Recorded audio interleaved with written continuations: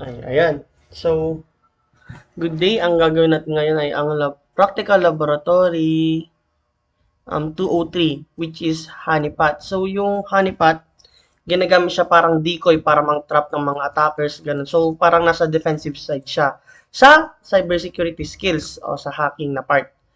So, ayun. Yung first step na gagawin natin, medyo iba siya dun sa mga gagawin na mga nakaraang nakaraan, then yung mga nasa bandang una niya din sa mga susunod pa. So, sa kanya lang yung naiba kasi gagamit siya ng Kali OS. So, kung familiar kayo sa Kali, to, meron dito. Pwede rin siya sa VMware, pero pwede rin natin siyang i-burn sa RPi mismo. So, paano nga ba? Iba yung process sa iba yung process ng pag-burn. Hindi mo makikita dito sa Raspberry Pi Imager. Yan. Kahit kalkalin mo yan, wala siya dyan. Magagamit mo lang yan sa may bandang custom. So, i-download muna natin yung imager niya. So, ayun na, use custom. So, paano ba i-download yung RPi imager natin? So, ayan, Kali. Punta lang tayo dyan. So, punta lang tayo dyan sa Kali na yan.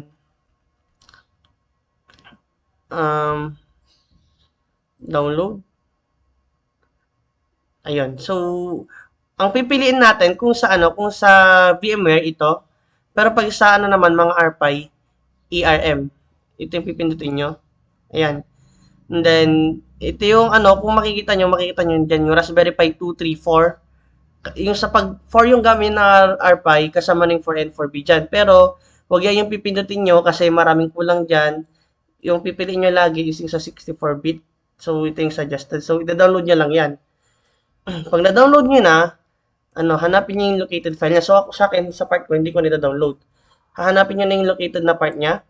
Yung located na part, yung sa location ng file na yon. And then, pipiliin nyo itong use custom. So, sa akin, sa downloads siya, hahanapin ko siya doon. So, ito, Kali, ito, open. And then, choose device lang kayo dyan. And then, choose storage. Sa akin, wala. So, dito, hindi tayo makakapag VNC dito kay Kali. Kasi wala siya nung Raspberry config pag mo na, 'di ba? Pag gagamitin natin 'yan, mag-VNC tayo sa iba. Pero ang gagamitin natin dito is SSH lang kasi carry naman niya yung sa honeypot. Kahit CLI lang gamitin natin, wag na tayong So, Control Shift X. Pero ayusin niyo pa rin ganyan. Tapos niyo i-burn. So, medyo matagal to ng konti compared sa pag ARPA yung i-burn mo yung OS niya mismo. So, kung paano i-burn ulit yan, ito lang ang use custom. And then, pagkatapos mo na, kung hindi mo alam yung IP ng RPi mo talaga, kailangan mo siyang i-boot up and then i-login. Pero pag alam mo naman, punta ka na lang agad dito sa sa PATI, and then, ayan, 192.168.1.8. Kasi alam ko na yung IP niya. Then, Kali. So, ang default user and password ng Kali is Kali lang mismo. Kali sa username, Kali sa password. So, ayun lang. So, ang una natin gagawin, pag nagawa nyo na yan, is mag-update tayo. So, sudo apt update. So, sa case ko, ma-update ko kaagad. Pero pag sa inyo naman, hindi nyo ma-update, meaning, hindi pa kayo nakakonect sa internet. So, kailangan nyo munang ayusin yung time and date. So, ayun, alam na natin yun. And then, ang next na gagawin natin ay sudo apt install, Ruby -y. Ayan. Pag, i-enter natin yan. So, sa case ko, mag-update lang yan. Yan. So, sa inyo, mag-update din yan kasi 64-bit yung, kung gagamitin yung 64-bit, ang alam ko mag-update lang yan. And then, para ma-check kung ano yung version ng Ruby natin, Ruby. Kasi dapat, talaga, updated yung Ruby version niya. Ayan. So, I suggest na 3.3.7 yung gagamitin nyo sa time ngayon. And then, ang next na gagawin natin ay magigit clone tayo. So, ito yung nakita ko sa GitHub. So, ito yung kailangan nyo mismo, yung pentbox.tar.gz. Ito yung kailangan nyo mismo. So, kukunin nyo lang yung link nyan. And then, git clone lang, and then, ipipaste nyo dito yung link. Ayun. Pagka na-paste nyo na, then enter nyo. So, pag nag-enter kayo, magda-download yan. Tapos, ls lang, makikita nyo na siya agad dyan. Diba? So, i-ano lang natin yan. CD, wait lang.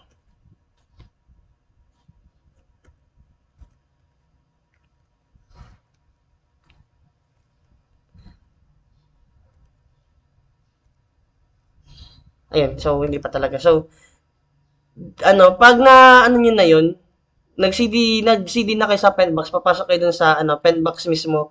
And then gagamitin niyo yung unzip. Ayun, so i-unzip nyo lang yung Penbox. So, unzip Penbox. So, 'di ba? 'Di ba nakikita nyo to yung sa Penbox. I-unzip nyo lang 'yan. And then pag na-unzip nyo na, pasok lang kayo dun sa Penbox na 'yon. So, kailangan yung pasukin itong yung 1.8 din. So, CD Penbox 1.8. Ayun na, so ito yung directories na kailangan nyo pasukin, Penbox and then Penbox 1.8. Pagkatapos nyo ma-unzip yung file. And then, pagkatapos nyan, mag-ls tayo para makita natin kung anong karga niya. Para lang malaman natin. Yan, so madaming file yung andyan. Pero yung gagamitin natin dyan is yung penbox.rb. So, paano natin gagamitin yan? So, ruby, and then, penbox.rb. So, ayan. Enter lang natin. Ayan. Ito na yung sa ruby natin mismo. Sa ruby ng penbox. Ayan. And then, kung maghahanipat tayo, ang gagawin naman natin ay press lang natin yung number 2. And then, makikita nyo dyan, 1, 2, 3, 4, 5, 6. Nasa number 3 yung honeypot. So, kiklik lang natin yung honeypot. Ayun. So, papipilin kayo dyan ng 1 and 2. So, ang pipiliin natin dyan is yung manual. And then, insert port to open. So, i-quick tour ko lang kayo. So, mind you guys, ang pagpupunta kayo ng PATI, hindi ko napakita kanina. Ayun, di ba? Pag mag-SSH tayo, gagamitin natin yung port 22. So, yung port 22, ito yung sa SSH. So, since ginagamit natin yung port 22, hindi natin siya pwede karga dito. So, nalaman ko lang din kanina natin na kung gamitin yung port 22 dito, hindi pala pwede dapat. So, ang gagamitin natin is port 80. Yan. So, ano naman yung port 80 natin? Yan yung sa HTTP. Kunwari ito.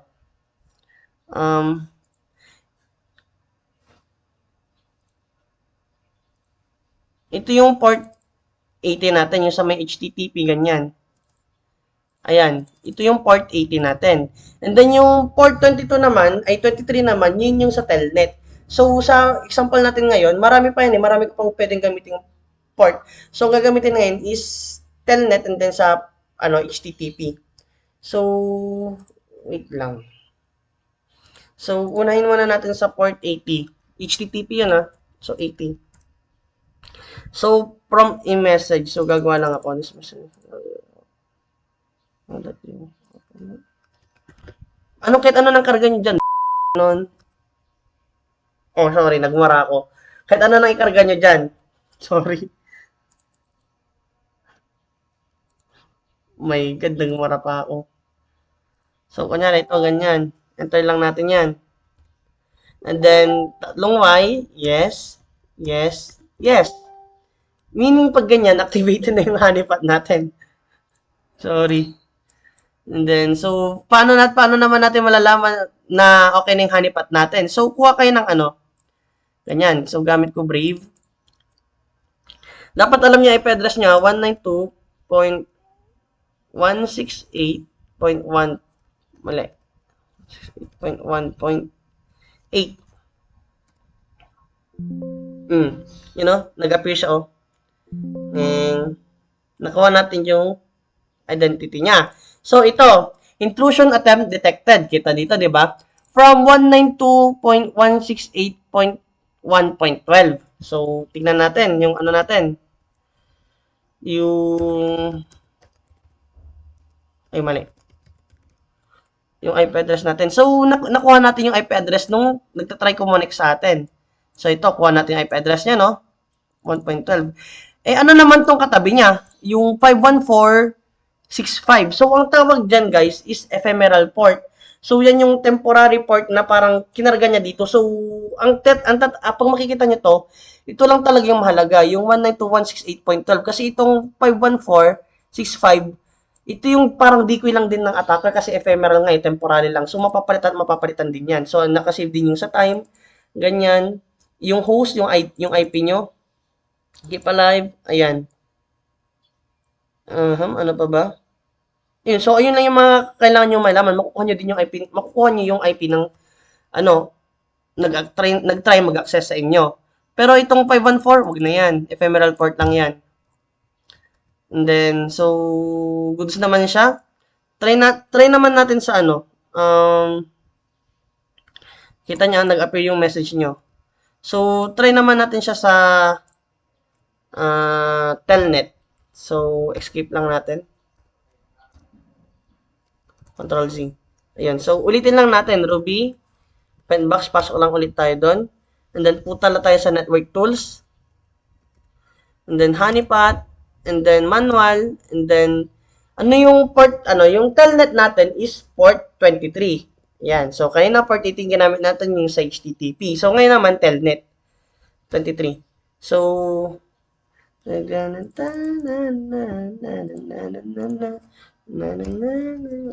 ano lang tayo?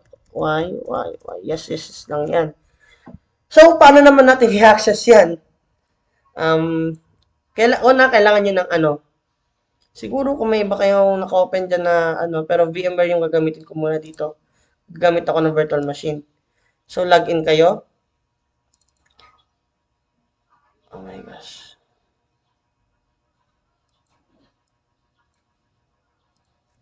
So, para ma-login dyan, dapat alam nyo din yung IP address mismo ng RPI nyo, telnet. 192.168.1.8. Enter natin. Ayun.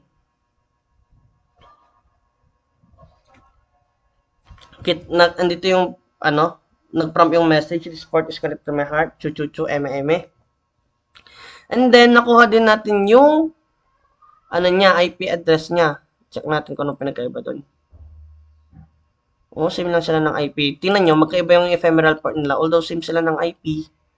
Yes, check ko nga kung same ng IP. ifconfig.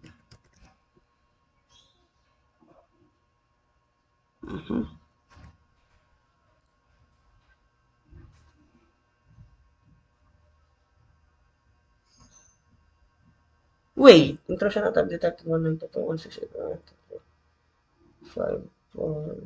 Yes, same lang halos. Kaso nga lang, ENS33, 192.168.40. Wait, nakamask ba? 1, 2, 3. So, ulitin natin. Wait lang, nagkama.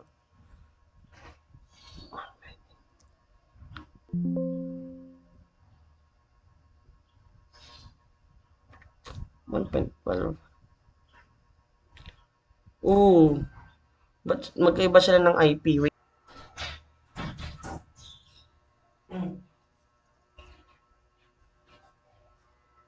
Sorry guys, may parcel. So, saan ulit tayo naiwan nun?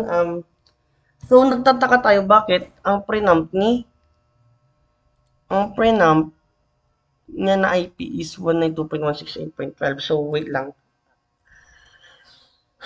Tingnan din natin. So, ulitin natin telnet 192.168.1.8.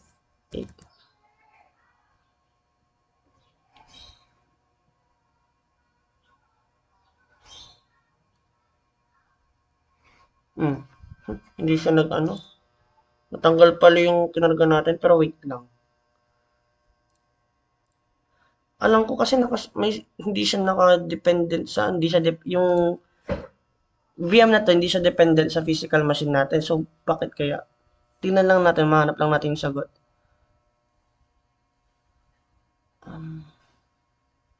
Settings. Ayun. Nakanat pala siya, guys. Sorry. So, ayun. Kaya nagpapakita pala yung 192.168.1.12 kasi walang sariling identification si VM natin and then ano lang siya, nagre-rely siya dito sa ano, physical natin dito. Which is ito. So, ito lang din yung ginagamit niya. Kaya nagpa-prompt si Honeypot dito. Kaya ito yung pinaprompt na IP ni Honeypot, hindi yung IP ni VMware natin mismo. Yung sa virtual machine natin mismo. May naman, kala ko naka-ano.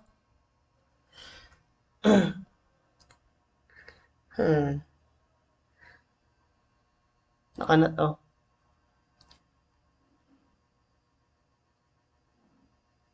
Naka-not pala, kala ko naka-bridge, may. Yan, so, ayun yung explanation dun, guys. So, kung ano, malalaman nyo din naman yung sa IP.